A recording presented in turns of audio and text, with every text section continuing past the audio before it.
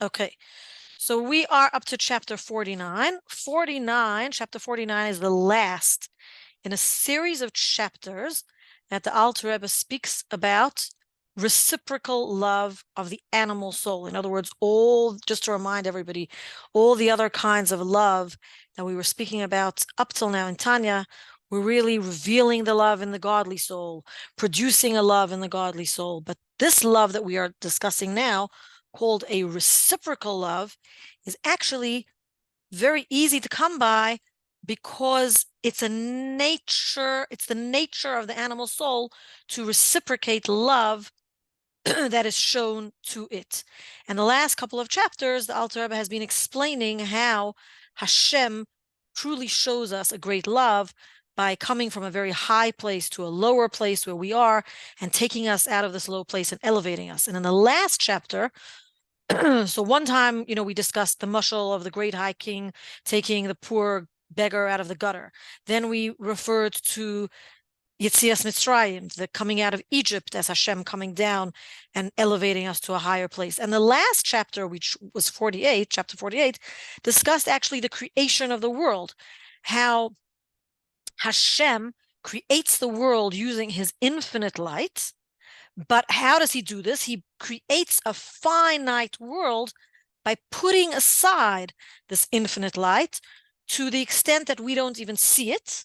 We don't see the infinite light, and we have to be reminded that this infinite light exists, but it is yet another example of Hashem coming down from a very lofty, infinite place and creating us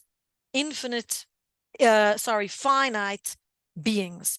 And this is also a way, when we reflect upon it, this is a way we can realize that Hashem comes down from a very high place to a low place and lifts us up. The beginning of this chapter, the Alter Rebbe goes into a little bit of technical detail about this process called Tzimtzum Ha'or.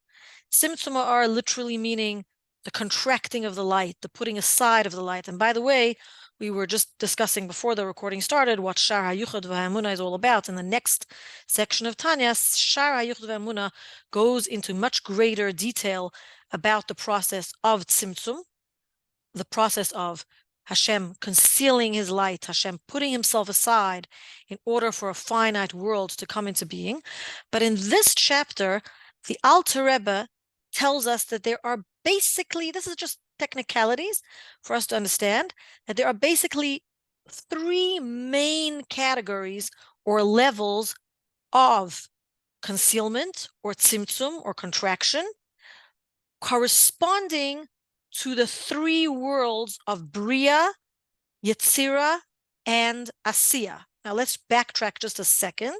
There are really four worlds emanating from Hashem. So the first world that emanates from Hashem, and it's actually in English, it's translated into the world of emanation, that is called the world of Atzilus.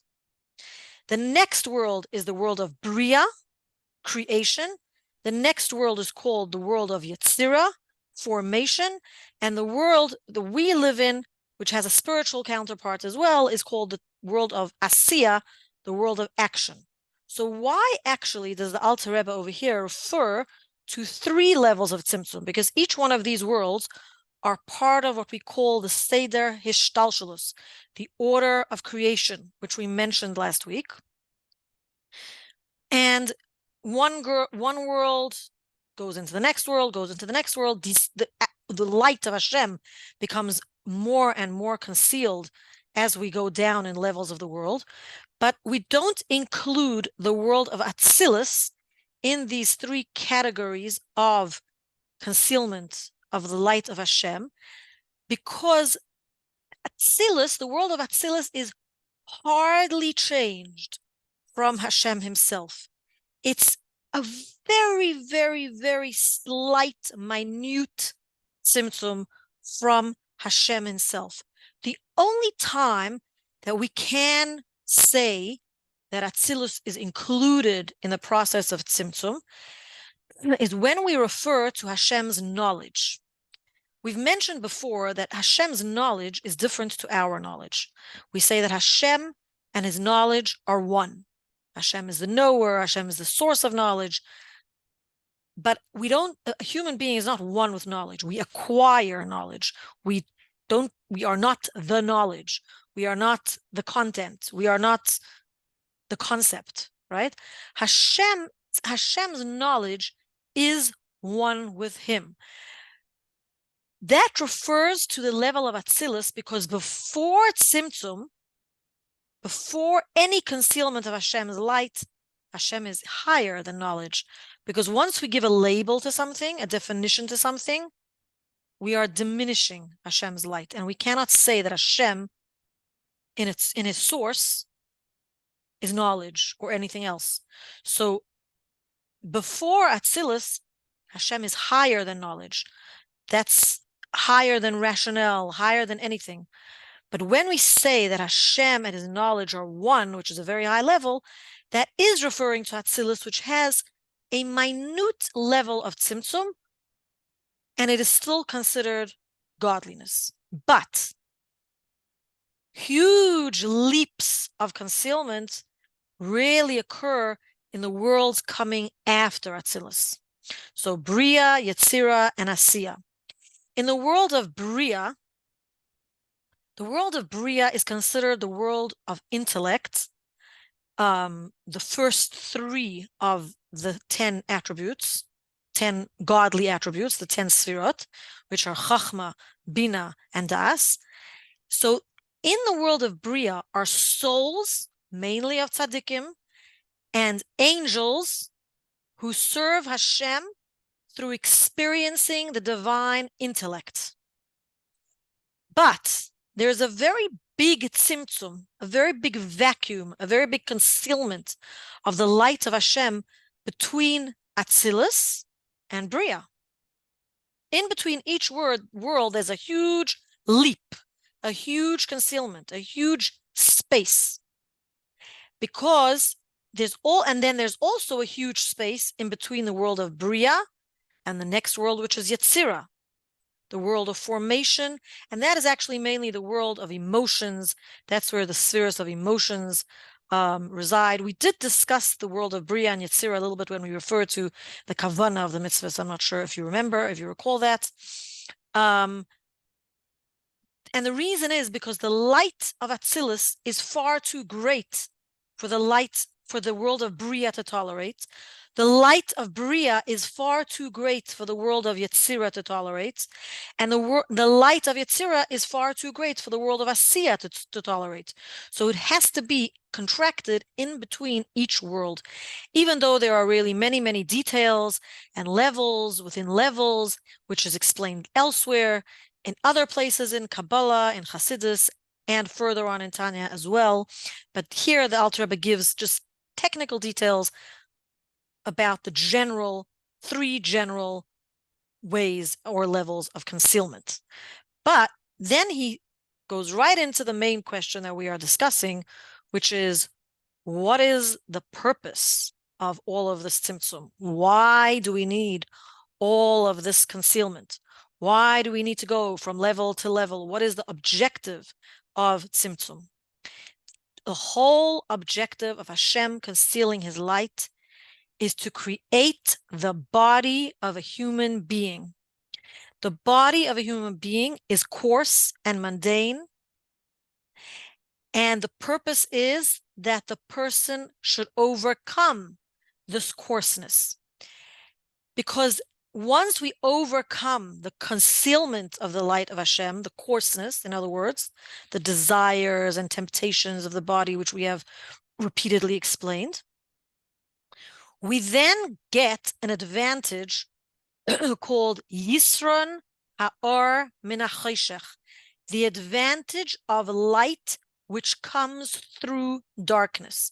It's not the advantage of light over darkness. Yes, obviously light is better than darkness, but Tanya refers to a light which comes through darkness.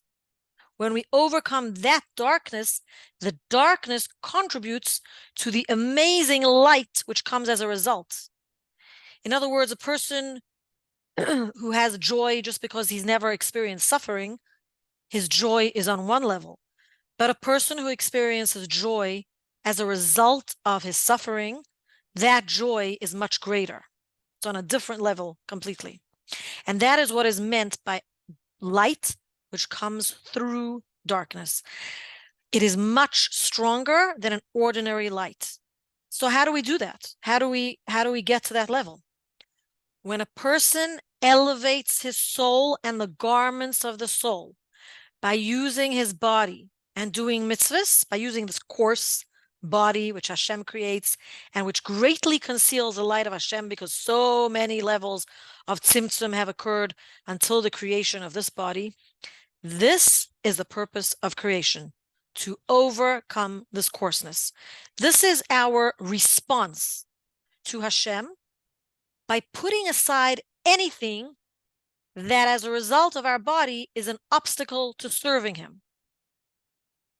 So usually our bodies really drive us crazy. They get tired, they get cold, they get scared. All sorts of things, happen through our body. They get tempted to sin. So where do we see expressed our great reciprocal love to Hashem, which is the goal of all of this, right? In the prayer of Shema Yisrael, when we proclaim Hashem's unity and we take upon ourselves the yoke of heaven, we are actually, in essence, proclaiming our love to Hashem. We are proclaiming our love and saying Hashem is one, and therefore nothing else is important, and therefore we are going to learn Torah and do mitzvahs. That is the purpose of the prayer of Shema Yisrael. Now, usually there are three main categories that prevent a person from serving Hashem. The three main categories are health, sustenance, and worries about family, spouses, children, etc. So when in Shema, in the prayer of Shema, we proclaim Hashem's oneness, and then we go on to the paragraph, Yahavta es Hashem Elokecha, you should love Hashem your God, b'chol levavcha, with all your heart. Our heart sometimes is occupied with other things that we love, mainly our family. We are preoccupied with children, spouses, and that can be a hindrance to serving Hashem. The Shema goes on to say you should serve Hashem b'chol nafshecha, with all your soul. This refers to our health. B'chol ma'idecha literally means with all your might, but our commentaries explain that b'chol ma'idecha refers to our money. We should serve Hashem with all our money. Well, if we have worries about money, that prevents us from serving Hashem. So here are the three main areas where a person can have obstacles. Those can stand in his way from serving Hashem, from realizing the love that Hashem shows to us, and preventing us from showing a reciprocal love to Hashem. So then we learn a very important lesson from the blessings that come before Shema. Now, usually when we say a bracha before we eat, let's say, you can eat an apple, you say the bracha Borei Pri Ha'etz, right? The bracha is usually a preparation to the action, or even sometimes a mitzvah. Sorry, let's say you light Shabbos candles. Before you light those candles, you say a bracha. It's in preparation for the mitzvah. Now, when we read the Shema prayer every day, there are blessings that come before the Shema prayer, which are referred to as birchas Kriyas Shema, the blessings preceding Shema, the reading of Shema. Now, usually one would expect there to be a connection between the bracha preceding the mitzvah. So Shema, proclaiming the Shema is a mitzvah, and then we say some blessings before the Shema, which, if we read it without understanding, doesn't really seem to be connected to Shema. So obviously there is a connection, which is what the Alter Rebbe explains in this chapter. Have you ever paid attention to what we actually say before Shema? The blessings we say before Shema. It starts after the prayer of Yishtabach. So we start talking about angels. we speak a lot about the angels, all different types of angels, right? So there's a description in the bracha of Yotzer Or, a description of the order of one type of angel, which is called seraphim, which exist in the higher worlds in order to make Hashem's greatness known in the higher worlds. And they are greatly nullified to Hashem. And they call out the words Kadosh, Kadosh, Kadosh, right? We're all familiar with that prayer. The words Kadosh, Kadosh, Kadosh mean holy, holy, holy. They proclaim Hashem's holiness. But Kadosh also means separated. They proclaim how separate Hashem is, how removed Hashem is from them, the angels, and how nullified they are in front of Hashem.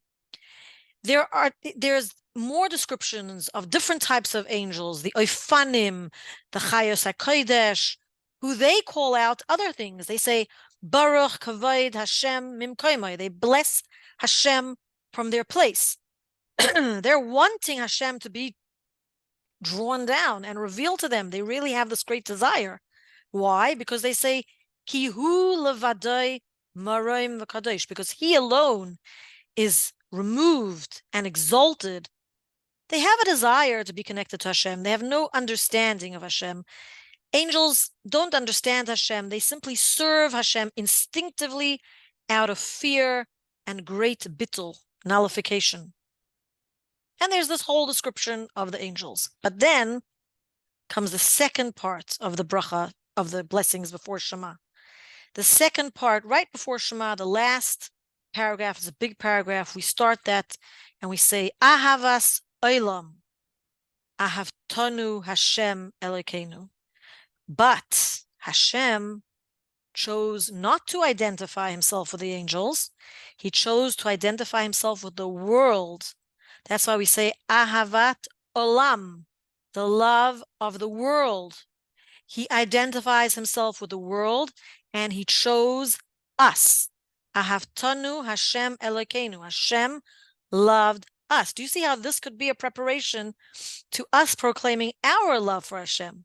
Because we're reminding ourselves of Hashem's love for us, the fact that he chose us, even though it says that he has tremendous pity for the malachim. He has rachmanis on them.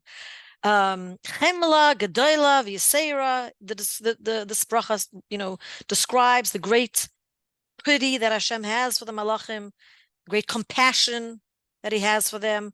But yet, although the malachim desire to have Hashem revealed to them, what do we say in this blessing before Shema? We say, Ubanu bacharta mikol ha'amim. Hashem, you chose us from all the nations of the world. Now, here's something really amazing, which is the point of this chapter. What did Hashem choose exactly? He chose us. Did he choose our souls? So here's where the Alter Rebbe explains really something very powerful. True choice is not when things are different. If you have a choice between, well, let's really simplify this, right? An apple or a piece of cake, or a carrot and a piece of cake, right? To the simple mind, the piece of cake is much better than the carrot. It tastes better, it looks better. It's not equal to a carrot, right? True free choice is when you have two pieces of cake, or two carrots, or two apples, two of the same things, and you choose one over the other. That's called true choice. So we cannot say that Hashem chose our godly souls. Hashem did not choose to love our godly souls. That's a given.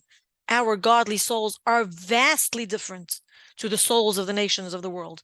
They are on a much higher level. However, our bodies seemingly are not very different to a non-Jew's body. They actually look exactly the same. And therefore, the Alter Rebbe tells us, when we say that Hashem chose us over the nations of the world, what did he choose?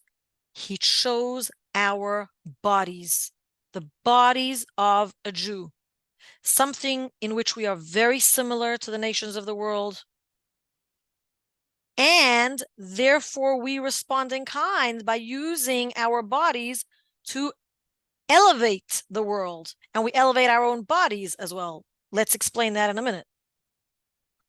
When we ponder on this, right, before we say the actual Shema prayer, and we say that Hashem does not identify with the Malachim, he does not identify with the higher beings, and yet he chose us, he chose our bodies, this causes us to show him a reciprocal love. And that's where we say, Shema Yisrael, Hashem Elokeinu Hashem Echad.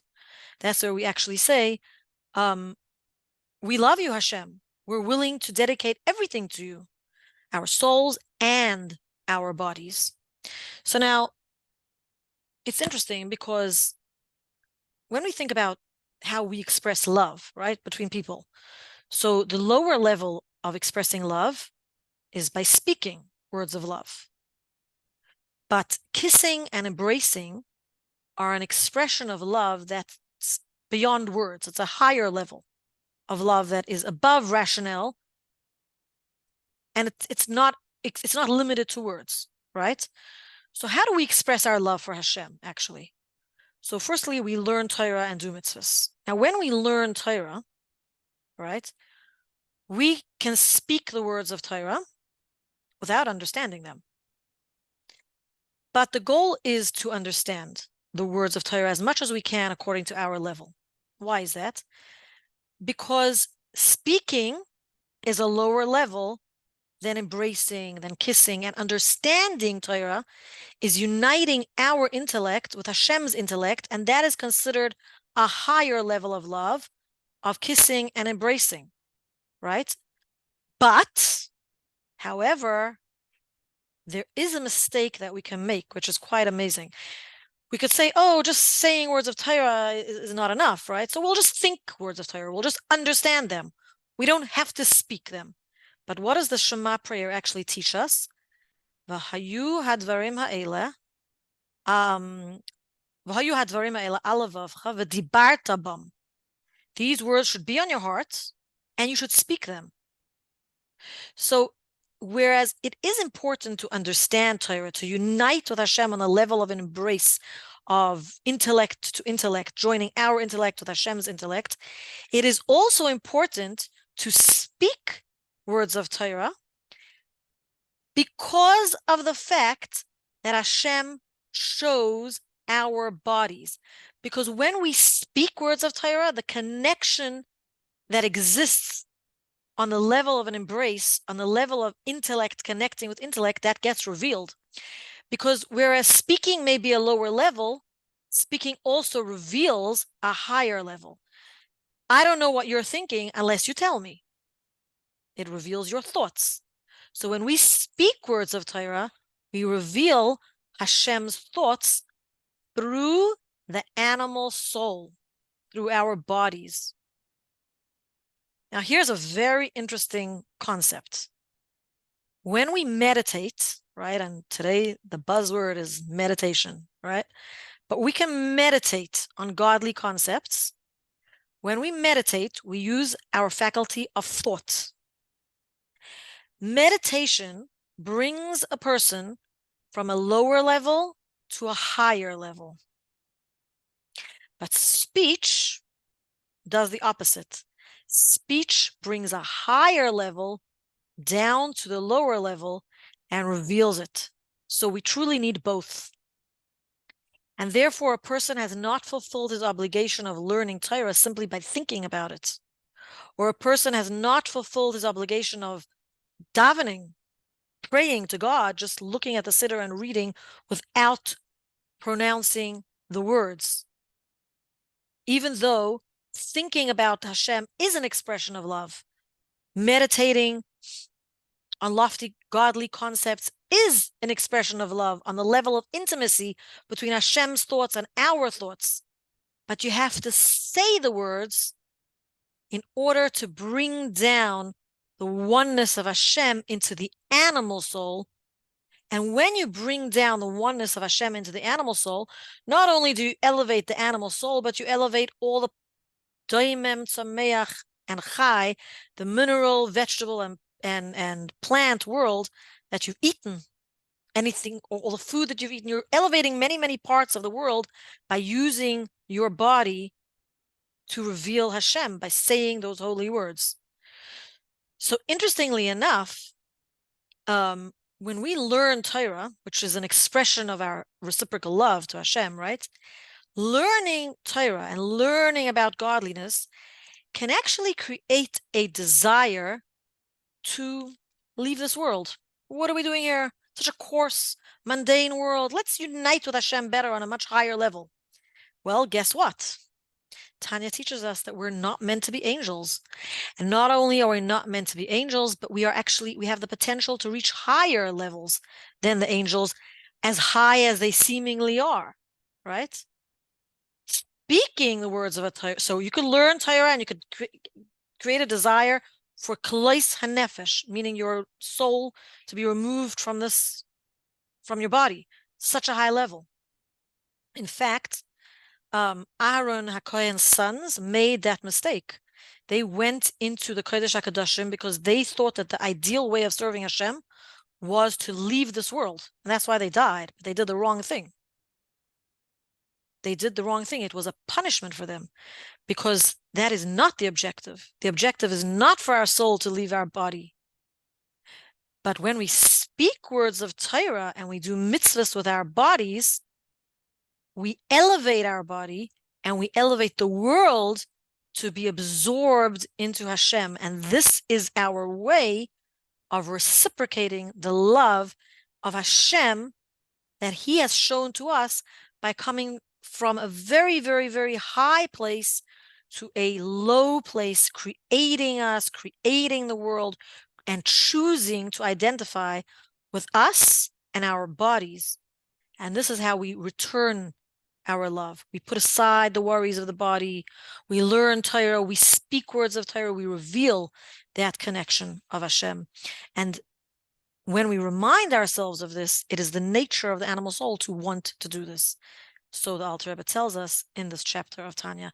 And this truly concludes the topic of reciprocal love. Next chapter goes into a different topic.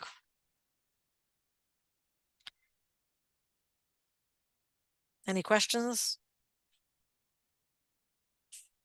That's not a question. It's just like a thank you. It's like the answer to the question, like, what are we doing here? Exactly. Why did Hashem create us? Do you want to know what your purpose is? People speak a lot today about purpose. Finding your purpose. Do you want to know what your purpose is? To overcome your obstacles and serve Hashem. To show Hashem love.